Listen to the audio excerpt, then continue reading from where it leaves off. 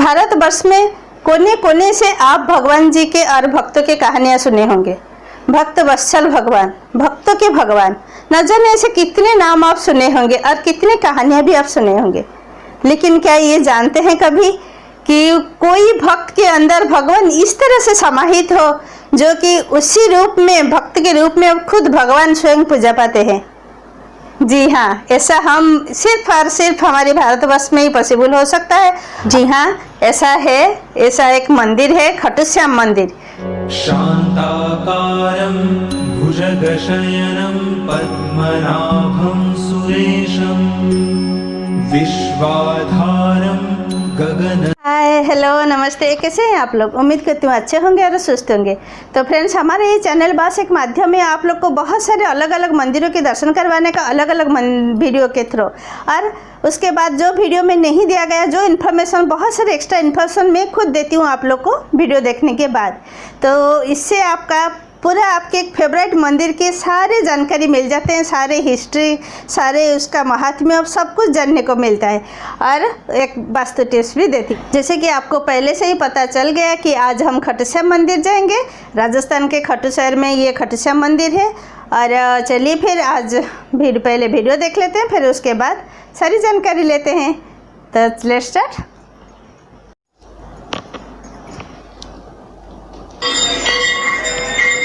ये blue planet India का यह वीडियो है, मैं इनका लिंक नीचे दे दूंगी। आप लोग चाहो तो वहाँ जाके भी सब्सक्राइब कर सकते हैं।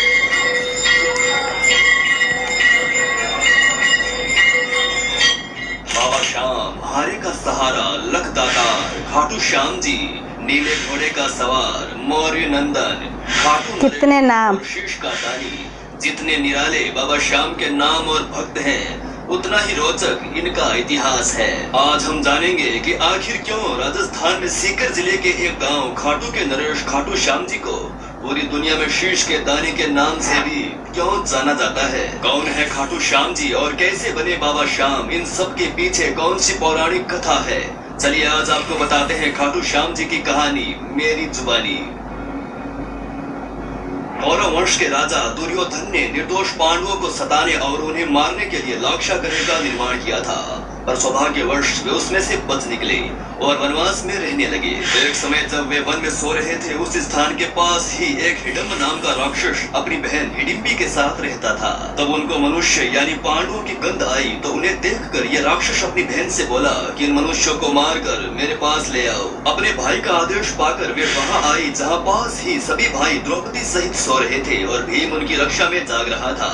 भीम के स्वरूप को देखकर हिडिंबी उस पर मोहित हो गई और मन ही मन ये सोचने लगी कि मेरे लिए उपयुक्त पति यही हो सकता है। उसने भाई की परवाह किए बिना भीम को पति मान लिया और कुछ देर बाद हिडिंबी के वापस ना लौटने पर हिडिंबासुर वहां आया और स्त्री के सुंदर भेष में अपनी बहन को भीम से बातें करता देखकर बड़ा क्रोधित हुआ। उसके बाद हिडिंबी के अनुनय विनय से माता कुंती व युधिष्ठिर के निर्णय से दोनों का गंधर्व विवाह हुआ। उपरोक्त अवधि के अंतर्गत हिडिंबी गर्भवती हुई और एक महाबलवान पुत्र को जन्म दिया। बाल रहित होने से बालक का नाम घटोत्कच रखा गया। हिडिंबा ने कहा कि मेरा भीम के साथ रहने का समय समाप्त हो गया है और आवश्यकता होने पर पुनः मिलने के लिए कहकर वह अपने अभिष्ट स्थान पर चली गई और साथ ही घटोत्कच भी सभी को प्रणाम करके आज्ञा लेकर उत्तर दिशा की ओर चला गया।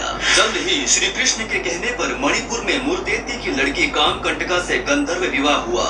वह कुछ समय बीतने के बाद उन्हें महान पराक्रमी पुत्र को जन्म दिया, जिसके शेर की भांति सुंदर केशों को देखकर उसका नाम बर्बरिक रखा गया। बल की प्राप्ति के लिए उसने देवियों की निरंतर आराधना करके उससे तीनों लोकों में किसी में भी उसके जैसा बल ना हो, ऐसा दुर्लभ अतुल्य बल का वरदान पाया।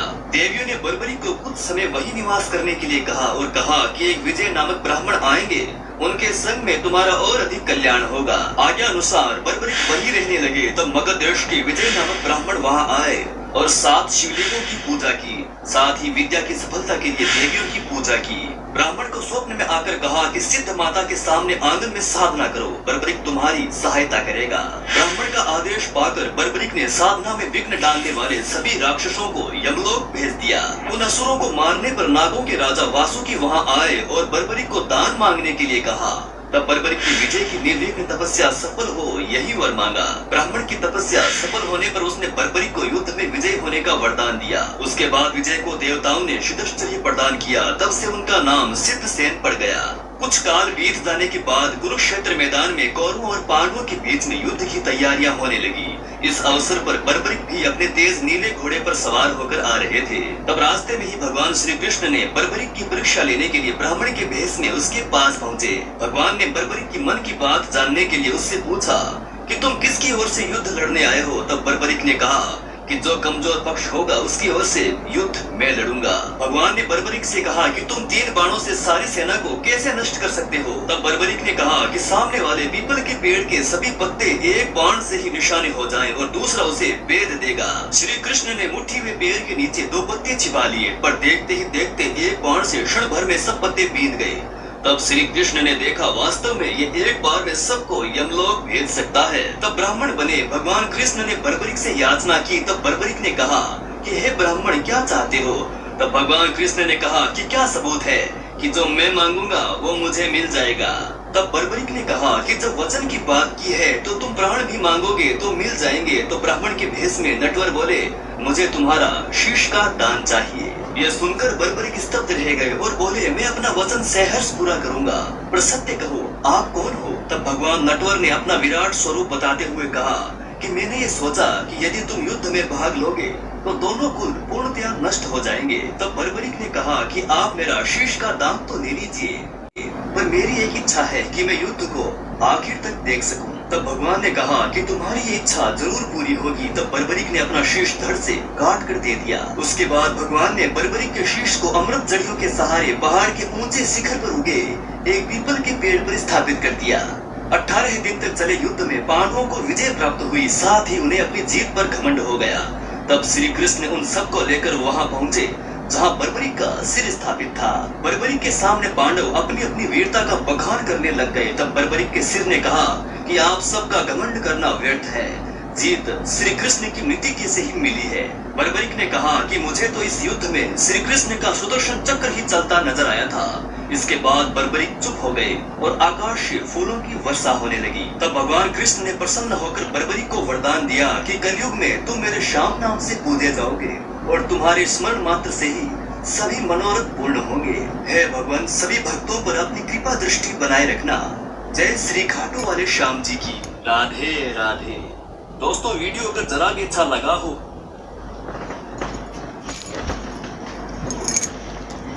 तो फ्रेंड्स कैसा लगा आपको। उम्मीद करती हूँ अच्छा लगा होगा और कितना अच्छा स्टोरी था आपको पता चल गया। अभी खाटू श्याम कौन थे, जैसे कि बर्बरिक थे और वो भीम के पोते थे, घटोत्कच का बेटा थे। तो चलिए इतने बड़े भक्त थे और आपको पता चल गया कि वो किस तरह से, वो तो है कृष्ण कन्हैया, वो तो सारा रचते हैं कि जैसे कि पता नहीं क्या क्या कभी कुछ ना कुछ कर देते हैं। तो उनका यही मानना था कि ये अगर बर्बरिक अगर युद्ध लड़ते तो सबको एक साथ वो ख़त्म कर लेते, जैसे कि एक एक पत्ता भी छेद कर लिए ना तो उसे ही कर लेते। वो ये धर्म युद्ध नहीं कहलाता। जैसे कि अभी भी हम महाभारत को धर्म युद्ध मानते हैं तो ये उसी हिसाब से धर्म युद्ध नहीं कहलाता, क्योंकि एक ही बारी में पूरा युद्ध फिनिश कर लेते तो किसी को क्या पता चलता कि क्या है क्या नहीं है। तो इसी चलते कृष्ण जी ने ये रचा, उनका जो चालूपन रचा वो तो है ही ऐसे ही। तो उसी हिसाब से तो इनका, लेकिन उनको आशीर्वाद दिए कि हाँ पूरा युद्ध वो देख सके, क्योंकि वो युद्ध देखने आए थे। और फिर उनके अंदर खुद श्याम उनके अंदर समाहित हुए और वहाँ पे उनको पूजा, उनके नाम का पूजा होने के आशीर्वाद दिए। जैसे कि अभी भी उनका सिर्फ सिर ही वहाँ पे पूजा होते हैं। उनको आशीर्वाद था कि उनका सिर हमेशा वो जीवित रहेंगे और आशीर्वाद ऐसा जीवित रहेंगे। इसका मतलब ये नहीं कि उनको देखते हैं या ऐसा कुछ, अभी कलयुग में ऐसा कुछ नहीं होता है, लेकिन वो सुनते हैं। आप कोई भी प्रार्थना करो वो बोला जाता है कि इस यहाँ पर वो पूरा आपका मनोकामना पूर्ण होता है, वो आपकी बात सुनते हैं। और अगर कमज़ोर कोई है तो उनका बहुत तुरंत सुनते हैं। अगर ऐसे तो कमज़ोर हम सबको ही सोचते हैं कि आज के ज़माने में कि सबसे ज़्यादा हमारा ही प्रॉब्लम है, सबसे ज़्यादा हमारे ही दुख है, हमारा जैसा और कोई किसी का भी कुछ प्रॉब्लम नहीं है। हाँ, उनका जो है उनका हम कोई ना कोई निकाल लेते हैं कि हाँ उनका ये तो है, लेकिन वैसा नहीं है। लेकिन जो भी प्रॉब्लम हमारा है, जो भी दुख हमारा है, वो सबसे ज़्यादा है। सही है कि नहीं? तो ऐसा हम सबको ही सोचते हैं, लेकिन ऐसा नहीं है। जो सही में कमज़ोर होंगे तो उनको बहुत जल्द वो आशीर्वाद देते हैं, बहुत जल्द उनका मनोकामना पूर्ण करते हैं और बहुत उनका आशीर्वाद हमेशा उन पर रहता है। तो चलिए, अभी इसके बारे में तो आप जान लिए, अभी बारी है मंदिर का बहुत सारे एक्स्ट्रा आप लोग को जानकारी के लिए। तो एक्स्ट्रा जानकारी में यही है कि ये मंदिर बहुत जैसे कि तभी से है, महाभारत के टाइम से मंदिर बहुत पुराना है। ये 17वीं सदी में इसका जो जीर्णोद्धार हुआ था, जोधपुर नरेश इसका जीर्णोद्धार किए थे। बहुत वो चांदी के परस्त दिए थे। तो देखिए, चांदी की परस्त दिए थे पूरा, वो ऊपर चारों तरफ पूरा उनका जो दीवार है वहाँ पर सब जगह चांदी की परस्त दिए थे और बहुत खूबसूरत से इनको बनाए थे। और यहाँ पे श्याम कुंड है, वहाँ पे श्याम कुंड में आप स्नान करके मंदिर में दर्शन के लिए भक्त जाते हैं। और यहाँ टोटली 5 आरती होती है 5 आरती 5 टाइम। और जो सुबह का सूर्योदय से पहले जो होता है उसका महात्म्य बहुत ज़्यादा है। ये तो सारे मंदिर में होता है, सूर्योदय से पहले जो पहली आरती होती है वो बहुत महात्म्य रखता है। और फिर उसके बाद शाम का जो आरती होता है उसको शयन आरती बोला जाता है। शयन आरती के बाद ये ज़्यादातर 9 या 10 बजे, जैसे कि शरद ऋतु में ये मंदिर खुला रहता है सुबह 5:30 बजे से लेके 10 बजे तक, और फिर शाम को 4 बजे से लेके 9 बजे तक। और जो गर्मी के दिन में ये थोड़ा सा ज़्यादा बढ़ जाता है, मॉर्निंग में वो रहता है 10-11 बजे तक और शाम को से ही 10 बजे तक खुला रहता है, और नहीं तो 9 बजे तक बंद हो जाता है। तो उसी टाइम आपका शयन आरती होता है। और शयन आरती के बाद किसी को वहाँ ये नहीं होता है, अलाउ नहीं होता है अंदर में रुकने के लिए। यहाँ का सबसे बड़ा पर्व जो होता है वो फरवरी मार्च के मध्य में पड़ता है और ये बहुत बड़ा मेला होता है। अगर आप लोग चाहो तो उसी टाइम जा सकते हो, क्योंकि बहुत दूर दूर से भक्त यहाँ आते हैं। बहुत बड़ा होता है ये मेला, तो उसी टाइम आप जाना चाहो तो प्रोग्राम बना सकते हो। और अतिथि गृह और होटल्स भी अवेलेबल है, आप चाहो तो आराम से वो सब मिल जाएगा, कोई दिक्कत नहीं है। और पास का जो एयरपोर्ट है वो जयपुर या फिर दिल्ली है। सड़क रास्ते में भी बहुत सुविधा है, वहाँ से भी आप जा सकते हैं। और ट्रेन का भी सुविधा है। और हाँ, यहाँ का इतने भगवान जी के जो महात्म्य है उसमें एक स्टोरी मैं आपको सुनाती हूँ। उसमें है क्या कि एक बहुत अच्छा स्टोरी है जो अभी रिसेंट मतलब कलयुग इसी युग में है, बहुत अच्छा स्टोरी है। तो उसमें सुनिए, एक लड़की थी और उनका परिवार माँ पापा और एक बेटी। तो उनके परिवार पूरा खाटू श्याम जी को मानते थे, बहुत ज़्यादा मानते थे, हमेशा पूजा पाठ किया करते थे, पूरा उनको मानते थे। तो एक बार क्या हुआ कि उनके ऑफिस टूर में कुछ आया प्रोग्राम कि उनको बुलाया गया है, माता पिता जो है उनको बुलाया गया, जो कि उनके लिए जाना ज़रूरी था। तो फ्लाइट का टिकट भी हो गया था। तो उन्होंने क्या किया कि इनको जो दादी है उनको लाके घर में बेटी के पास रख के खुद चले गए।